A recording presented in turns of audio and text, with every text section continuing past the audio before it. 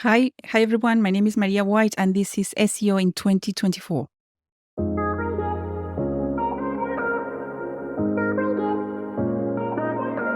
Maria, what's your number one SEO tip for 2024? My number one is continue to work with influencers to influence search in an age of AI and a cookieless future.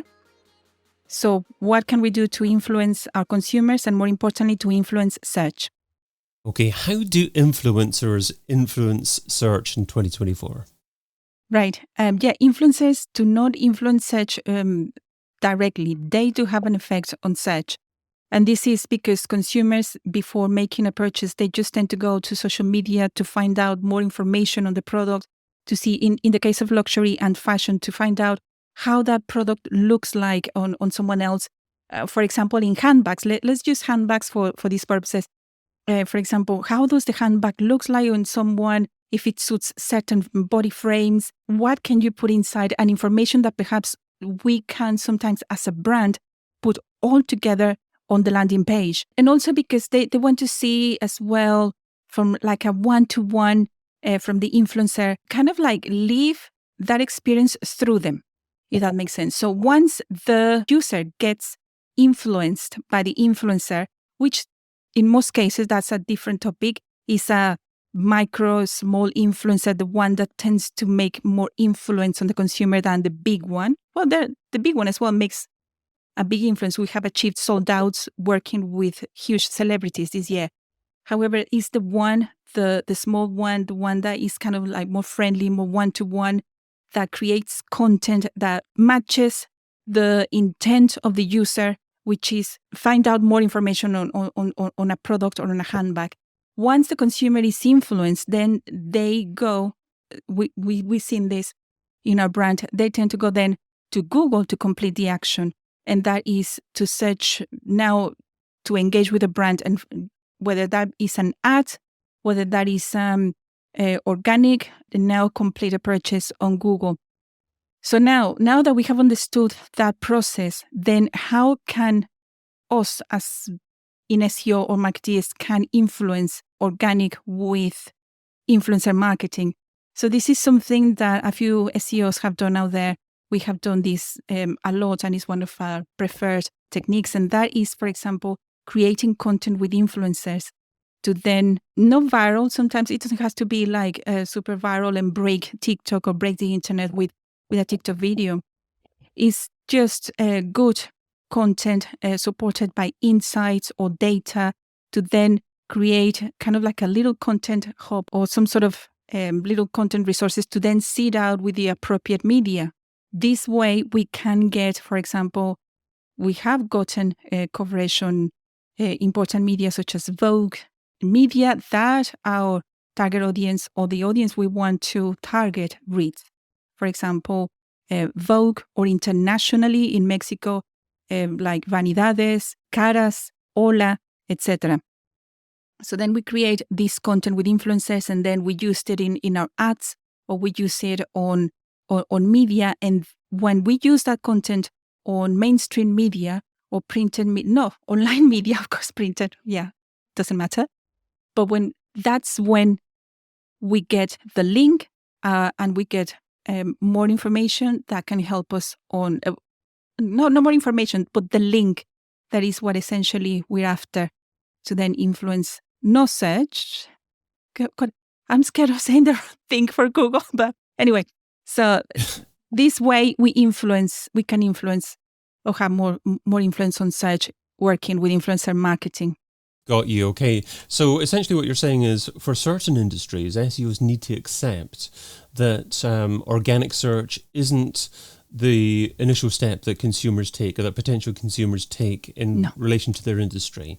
The first step that they want to take is maybe video first, maybe social media first, interacting with influencers who they trust and getting recommendations from them, and then accepting what you can influence, which is probably more mid-journey, call to action type keyword phrases on your own website to drive the user into making some kind of purchase decision. So you obviously need to pinpoint the right influencer and work closely with them to, first of all, get that experience right on the influencer's platform on social media, and then hopefully drive the user from there into some kind of combination piece on your website that involves that influencer and other influencers as well, leading them down the purchase funnel to make that final purchase decision. Is that a reasonable summary of what you're saying there?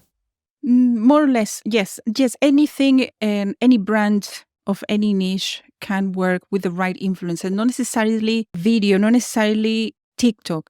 Is understanding, again, sounds cliche because it's one of those phrases that understanding the consumer, going omnichannel. I know many people understand. I'm in an event, big event right now, as I mentioned earlier, with some of the most serious influencer brands downstairs. For example, as I said earlier, I was hanging out with PayPal, with M&S, with Chanel and some others.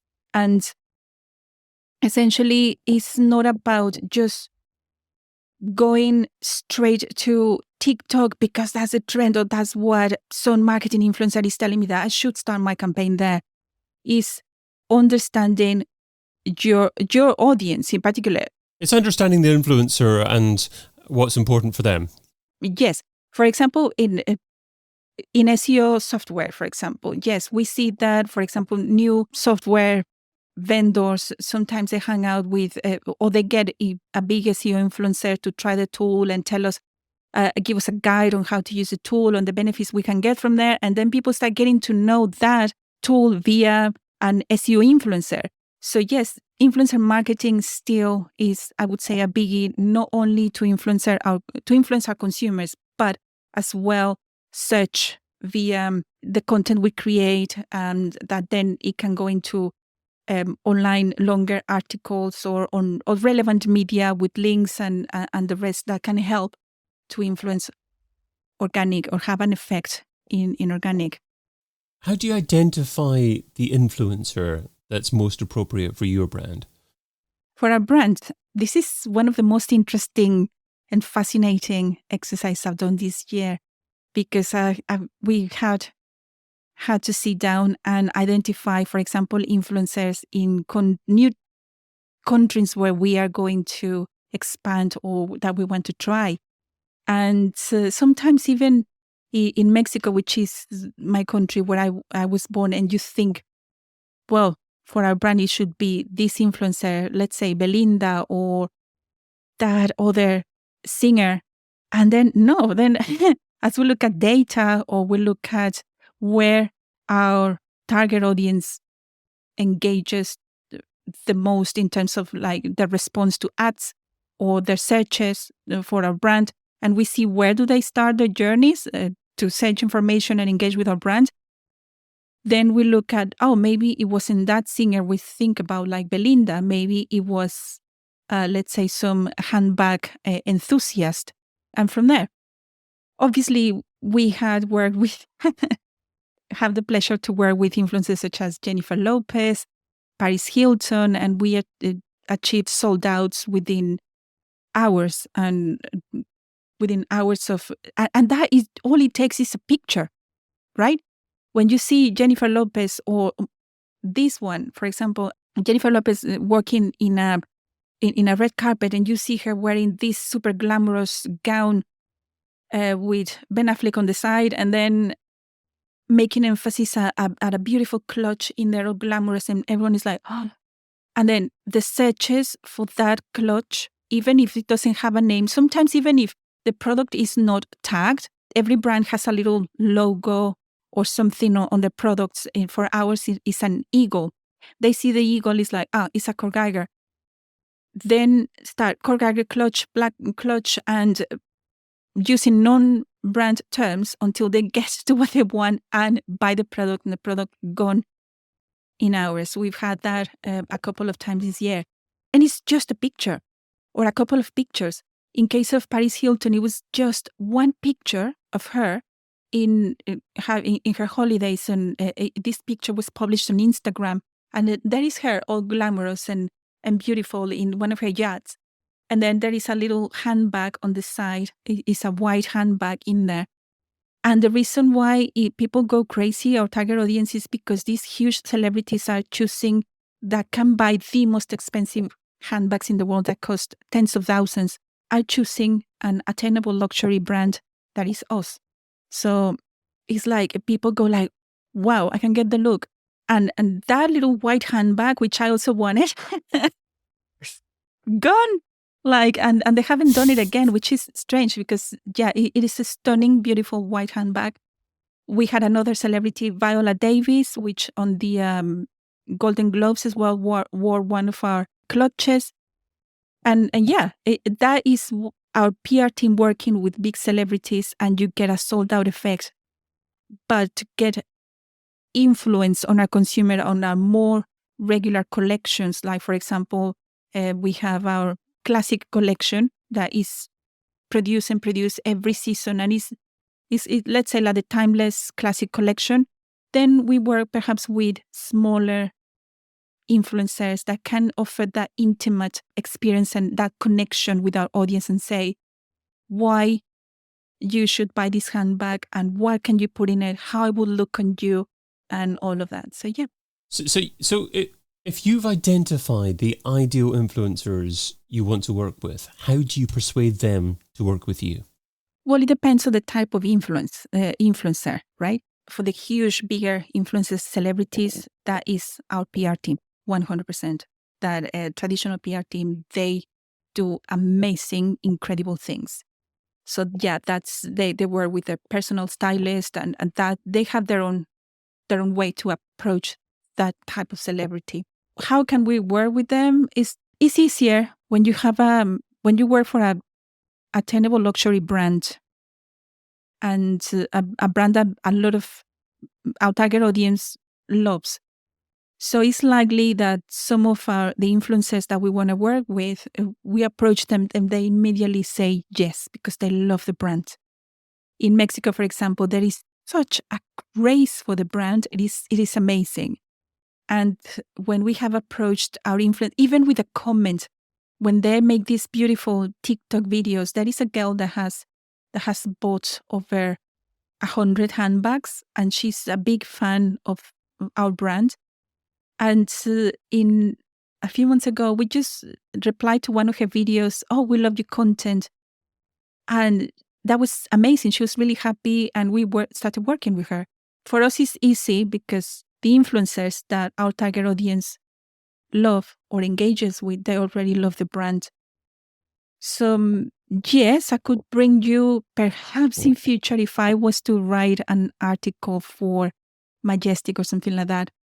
I could write about how, for example, we can influence other new markets where perhaps the brand is not well known. Then how can we get to those influencers? But yeah, in fashion, it's easy. So if it's easy for maybe the brand that you work for, the industry that you work in, does that mean that influencer marketing doesn't work as well and shouldn't be first choice to incorporate as part of your marketing strategy for brands like that?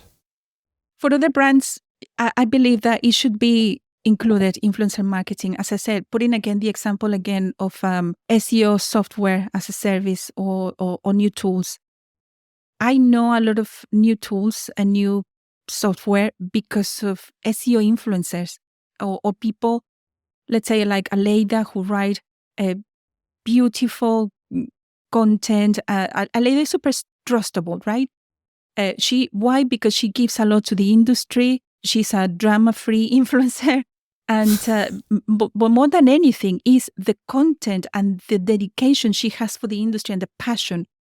So when she recommends, for example, a piece of software or something, you're likely to explore it, or even if you've been years in the industry, to have a look at it, to not buy it straight away, but definitely experience it. So yes, I would say for other industries, yes, definitely influencer marketing works. I'm thinking, my eyes are rolling all over the place because I'm thinking now. Are there any industries where it doesn't work for? But it certainly appears that, but it's just about finding the right influencer who talks in the right way that's appropriate for the target audience.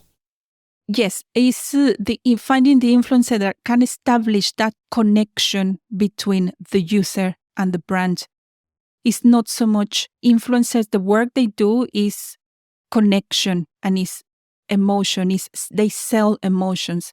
It's us as SEOs to sell the fact and the easy journey and the flawless journey on our websites on Google. Let the influencer sell the dream, sell the emotions, sell the connection more than anything. And then us as SEOs, the facts, the numbers, the content, and the rest. That's a great way to put it. It reminds me of the talk by Simon Sinek. So Simon Sinek says, start with why, and then move into the how, and then the what from there. And I think many SEOs are technical in nature and quite tempted to start by sharing facts with people. And that's not generally the way that consumers buy. It's important to sell them a dream, sell them the story. Of course. So I'm watching right now SEOs because there is an event at the moment, an SEO event going on as we are recording this. And I can see on new SEOs, we all been there. The SEO that think that we should start super technical and all Google and let's learn the algorithm. And the SEO that thinks it's all about TikTok and no. And then there's the new ones, the new breed of SEOs who says it's all about consumer journey and jargon on omnichannel that perhaps they don't understand. So have a look at the easiest is have a look at Google Analytics. Where is your traffic coming from? Have a look at tools, for example, little tools like Carrie Rose. She mentioned one very useful one in a conference. It was Glimpse connected with Google Trends. And that can give for example, for small brands or can give you an insight or an idea, just an initial idea how people are searching for you and where are the searches starting, TikTok, Instagram, etc. So have a look at your data and have a look at how your consumers or your users come to you and engage on your website. And then from there, right? It's like, all right, if they're coming mostly from TikTok, then okay, that means my users are looking to get information and influence on TikTok before they complete an action on Google. Now, that takes me as well to another myth that is out there that TikTok is replacing Google because Gen Zs are using TikTok first than Google. Yeah, we all do. Gen Zs or whatever older people are defined these days. But yeah, it's not that we use TikTok more or video more. It's that all the time since marketing exists, people are always, before making a purchase that they really value, they're always going to seek for information first. Whether that is video, words of mouth, newspapers in the past, whatever, before making a purchasing decision that is going to have some sort of benefit or is going to have some impact or whatever. Yeah, it's understanding how our users start their shopping journey is with information, always finding information before they make a decision. And then from there, create content and then create sources, a little content hub or resources that target media for your audience. Target media can use for a longer article. You can get a link now that we're talking on target media. It doesn't mean the nationals. If you are an SEO tool or you're not going to go to the Telegraph and advertise, oh, this is my new SEO software. Yeah, okay, well done. You've got a link on The Guardian. What is the value of the link? Who is going to come from The Guardian to buy yours? No. It can be another influencer blog, a newsletter from a huge influencer. Who knows? It's just, getting the link, not just getting link on media just because. No.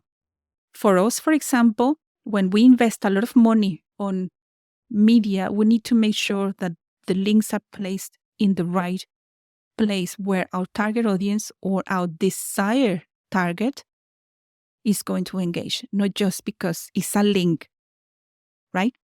Absolutely. Maria, if an SEO is struggling for time, what should they stop doing right now so they can spend more time working with influencers in 2024? I think what SEOs should stop doing in 2024 is just dedicating the whole time to one sole strategy. I think we should now, as I said, in an age of AI and a cookieless future, right? So how are you going to create more personalized, and I wrote it here, more relevant and personalized campaigns? So the only way as well is influencer marketing. But again, if you are too technical and focus only on technical SEO and understanding the algorithm, and I need to understand how Google is working, I need to understand SGE, and yeah, we know SGE is going to happen. And we've had, thankfully, to some incredible researchers such as Lily Ray, Mary Haynes, and Aleida, and some others who have put a lot of efforts into research. We understand, thanks to them, what it might happen, right? But it's not focusing on I need to understand how Google works, or I need to understand the TikTok algorithm so I can be the best content creator. No. The biggest algorithm, the most complex machine you have to understand is the human brain, and how they behave is people. And still, I'm not telling you to become a surgeon or anything like that, or a neurosurgeon or go into neuroscience. No. Just understand people, how do they consume, what type of your target audience, what type of content do they consume, where, and that will drive your strategy. Yeah, stop obsessing over one strategy, over you are too technical or too video or too TikTok or too much of understanding the no. It has to be a bit of everything, right? And if you're an SEO as well, get out of SEO as well and try to understand or give it a go to paid media, digital PR, and not just because I'm technical and that is it, and I'm closing my head and I'm technical, I'm not going to go and hang out with a digital PR and give it a go to create a link or so. No. Great advice. So follow your audience and understand how other marketing channels impact SEO. Maria White is search lead at Kurt Geiger, and that's kurtgeiger.com. Maria, thanks so much for being part of SEO in 2024. Thank you so much for having me another year. It's been incredible. Thank you, David. I've been your host, David Bain. Get your copy of SEO in 2024, the book, over at SEOin2024.com.